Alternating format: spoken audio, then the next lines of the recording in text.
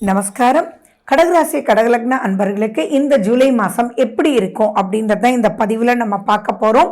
இந்த பதிவில் முக்கியமாக நீங்கள் தெரிஞ்சுக்க வேண்டியது என்ன அப்படின்னா, கடகராசி அன்பர்களுக்கு செலவு செலவு செலவு வரவு தாமதம் அப்படின்றதுல கிளியரா இருங்க. அப்போ அச்சோ என்னடா பண்றது அப்படின்னு நினைக்கவே வேண்டாம். புதன் அப்படின்ற கிரகம் உங்க மேலேயே இருக்கார். அந்த புதன் யாரு? உங்களுடைய 3க்கும் 12க்கும் அதிபதி.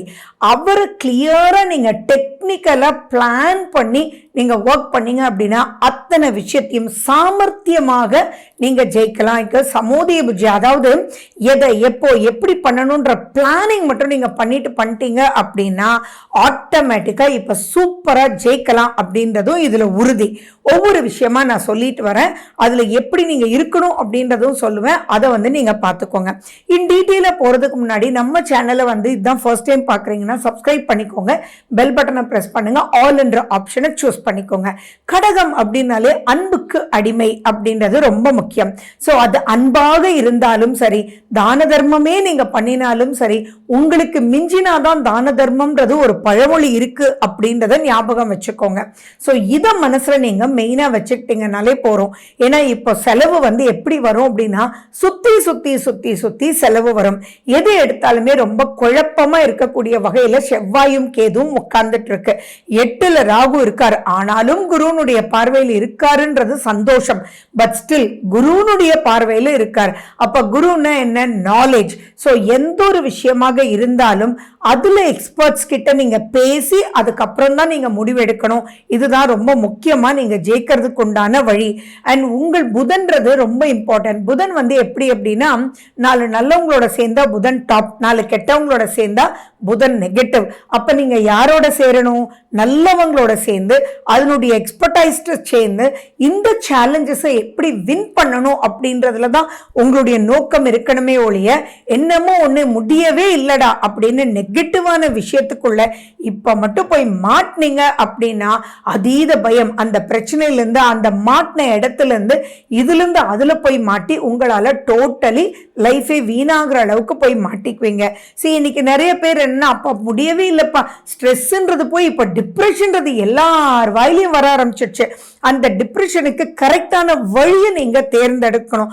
அதுக்காக நீங்க ஒரு சிகரெட் குடிக்கிறதோ அல்லது நீங்க நான் போய் குடிக்கிறேன்டா, குடிச்சா எனக்கு மன நிம்மதியா இருக்கு அப்படின்றதெல்லாம் ஒரு தவறுதலான ஒரு விஷயம்.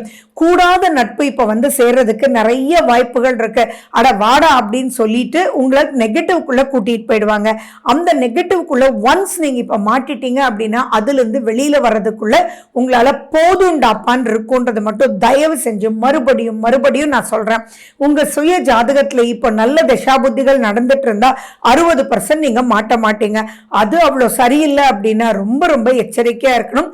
கடகராசி கடகலக்ன மக்களே, அது யாராக இருந்தாலும் சரி, எந்த வயதினரா இருந்தாலுமே சரின்றது ஞாபகம் வச்சுக்கோங்க. குழந்தைங்க அப்படின்னா இப்போ நீங்க போகும்போது ஒரு டிஸ்கம்ஃபர்டான ஒரு பொசிஷனுக்கு நீங்க தள்ளப்படுவீங்க. நீங்க ஒரு 7ஆம் கிளாஸா இருந்து 8க்கு போனாலும் சரி, +1க்கு போனாலும் சரி, அல்லது காலேஜ் அண்ட் ஹையர் ஸ்டடீஸ்க்கு போனாலும் சரி, இப்ப கூட இருக்கிறவங்க எல்லாம் என்னமோ உங்களை டவுனா பாக்குற மாதிரியே எந்த ஒரு இடத்துலயும் உங்களால சக்சஸ் பண்ண முடியாத ஒரு நிலையில தள்ளப்படுவாங்க. Something they will put you down அப்படின்னு வச்சுக்கோங்களேன். ஃபார் எக்ஸாம்பிள், நீங்க ஒரு ஹாஸ்டலுக்கு போறீங்க. என்னடா இந்த பேக்கை போய் கொண்டு வந்திருக்கேன், இந்த பெட்ஷீட்டா நீ போத்திக்குவ அப்படின்லாம் உங்களை கேட்பாங்க. என்னடா நீ உனக்கு நடந்துக்கவே தெரியாதா அப்படி எல்லாம் போக் பண்ணுவாங்க. அதெல்லாம் மனசுல போட்டு உலட்டிக்கவே வேண்டாம். நீங்களாக இருங்க.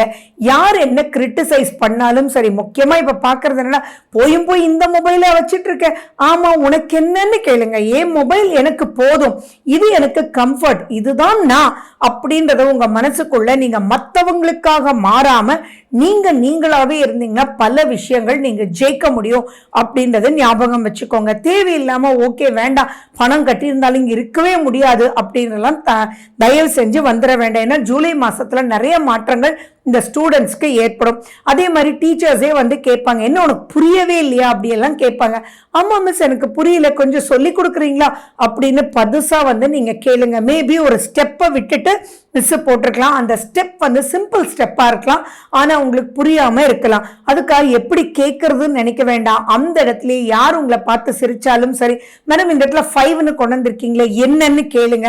2+3 5 என்னப்பா நீங்க கேட்டா ஓகே தேங்க்யூ மேடம் கிளியர் பண்ணிட்டீங்க அப்படின்னு எது எடுத்தாலுமே பாசிட்டிவ், எது எடுத்தாலுமே ஸ்போர்ட்டிவ் அப்படின்னு ஒரு அமைப்புக்குள்ள நீங்க கண்டிப்பா போகணும்.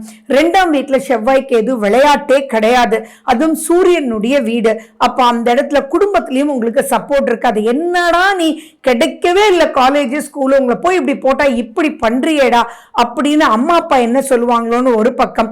உங்களுடைய நீங்க ஜாப்ல இருந்தீங்க அப்படின்னா ஜாப் விடுறதுக்கு உண்டான ஒரு பொசிஷன் வந்து நீங்க தள்ளப்படுவீங்க. தயவு செஞ்சு அதெல்லாம் பண்ணிடவே வேண்டாம். இப்ப ஜாபை விட்டீங்கன்னா ஜாப் கிடைக்கிறது ரொம்ப ரொம்ப டிஃபிகல்ட் அப்படின்றதும் நீங்க ஞாபகம் வச்சுக்கோங்க. சனி வக்ரம் அடைஞ்சாலும் அவர் வந்து இருக்கக்கூடிய நிலை வந்து அவ்வளவு திருப்திகரமான ஒரு நிலையிலையும் இருக்காது. ஸோ இருக்கிற இடத்தை தக்க வச்சுட்டு அந்த இடத்தை ஸ்மூத்தா எப்படி எடுத்துட்டு போகணும் அப்படின்றத நீங்க முக்கியமா புரிஞ்சுக்கணும். இந்த மாசம் உங்களுக்காக வர்றது அப்படின்றது உங்களுக்கு நாகல் சதுர்த்தியும் கருட பஞ்சமியும் 28, 29ஆம் தேதியில வருது. சோ அது வந்து நாகருக்குண்டான நாட்கள். உங்களுக்கு 2ல கேதுவும் 8ல ராகுவும் இருக்கிறதுனால நாகல் சதுர்த்தி அன்னைக்கு புத்து கோயில் எங்கேயாவது நீங்க போய் அங்க நீங்க பால் வந்து சர்ப்பத்துக்கு வச்சு துர்க்கை அம்மனை வழிபாடு பண்ணிட்டே வாங்க. எதையும் எதிர்த்து நிற்கக்கூடிய தெம்பு அப்படின்றது உங்களுக்கு வேணும். ஸோ அதுக்காக எள்ளு சம்பந்தமான உணவுகள், எள்ளு பச்சடி, எள்ளும் வெல்லமும் கலந்த எள்ளுருண்டை, அந்த மாதிரி ஏதாவது ஒன்று உங்களுக்கு நீங்க சாப்பிட்டுக்கோங்க. அயன் கண்டென்ட்டை நல்லா ஹையா வச்சுக்கோங்க.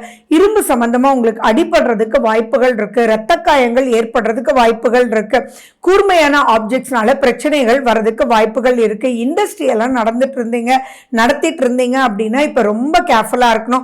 உங்களுடைய மேலதிகாரிகளோடும் ஃப்ரிக்ஷன் வரதுக்கு வாய்ப்பு இருக்கு. அரசியல் சம்பந்தமான விஷயத்திலையும் ப்ராப்ளம்ஸ் வர வாய்ப்பு இருக்கு. அண்ட் கரண்ட் சம்பந்தமான பிரச்சனைகளும் வரதுக்கு வாய்ப்புகள் இருக்கு.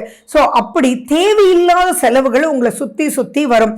ஃபார் எக்ஸாம்பிள் பாத்தீங்க அப்படின்னா யாரோ ஒரு நண்பன் அவனுக்காக செலவு செய்ய வேண்டிய சூழ்நிலை ஏற்படும். ஃபேமிலி ஆசைப்படுறாங்க அப்படின்றது பணம் கரையும். நீங்க ஏதோ ஒரு விஷயத்துக்கு போனீங்கன்னா அங்க போக முடியாம அந்த வண்டி ரிப்பேர் ஆகி கடைசியில் அதை டோ பண்ணிட்டு வர மாதிரி பிரச்சனைகள் ஏற்படும். இந்த மாதிரி எந்த பிரச்சனையா இருந்தாலும் நீங்க சமாளிச்சிடலான்றது மட்டும் நீங்க மனசார நினைச்சீங்க அப்படின்னாலே போதுமானதுன்றது ஞாபகம் வச்சுக்கோங்க. அப்ப நீங்க என்ன பண்ணணும், உங்க சுய ஜாதகத்தை மட்டும் நீங்க பார்த்துக்கணும். 4ஆம் தேதி அப்படின்றது சுதர்சன ஜெயந்தி. சுதர்சனம் அப்படின்னா அது ஒரு சக்கரம். சோ வாழ்க்கையினுடைய எந்த சேலஞ்சஸ் அப் டவுன் எப்படி இருந்தாலும் இந்த சுதர்சன வழிபட ஆட்டோமேட்டிக்கா உங்க வாழ்க்கையினுடைய சக்கரத்தை ஸ்மூத்தா எடுத்துட்டு போக அவர் உதவுவார். சோ சுதர்சனர் இருக்கக்கூடிய கோயிலுக்கு நீங்க போய் மனதார வழிபட்டு வாங்க.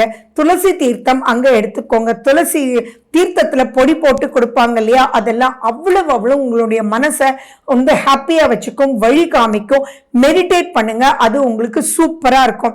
இந்த மாதிரி சின்ன சின்ன விஷயங்கள் பண்ணினாலே நீங்க இதுல இருந்து ஈஸியா வெளியில வந்துடலான்றது தைரியத்தோட செயல்படுங்க. எந்த ஒரு விஷயத்துக்கும் இப்போ நீங்க பேச போய் பிரச்சனையில மாட்டிக்காதீங்க. வாக்கு ஸ்தானத்துல செவ்வாயும் கேதுவும் அவங்களுடைய கண் பார்வை யாரா இருந்தாலும் உங்களை இரிட்டேட் பண்ணும், உங்களை கோபம் மூட்டுற மாதிரியே பேசுவாங்க. பட் கவலையே படாதீங்க, நீங்க அது கோபம்னு எடுத்துக்கிட்டாதானே அப்படின்ற ஒரு மனோநிலையோட செயல்படுங்க. எங்க போனாலும் ஒரு எலுமிச்சை பழம் உங்க பக்கத்திலேயே வச்சுக்கிட்டீங்க அப்படின்னாலும் துர்கா சப்த ஸ்லோகி, துர்கை அம்மனுடைய ஸ்லோகங்கள் தினமும் காலையில எழுந்திருச்சு நீங்க கேட்டுட்டு போகும்போதும் விநாயகருக்கு முக்கியத்துவம் கொடுத்து விநாயகருடைய அருகம்புல்ல உங்க பாக்கெட்ல வச்சுட்டு போகும்போதும் ஆட்டோமேட்டிக்கா ஹர்டில்ஸ் வரும். அதை சிரிச்சுக்கிட்டே நல்லபடி எதிரியும் சிக்காம ஸ்மூத்தா போறதுக்கு இது ஒரு அற்புதமான ஒரு வழி. ஸோ இதை மட்டும் பின்பற்றுங்க. நீங்க சொல்லுங்க என்னென்ன சந்திச்சீங்க, எப்படியெல்லாம் வெளியில வந்தீங்கன்னு சொல்லுங்க கமெண்ட்ல. கண்டிப்பா ஜெயிப்பீங்க. அதுக்கு தான் இந்த பதிவு. Wish you good luck. வாழ்க வளமுடன். நன்றி, வணக்கம்.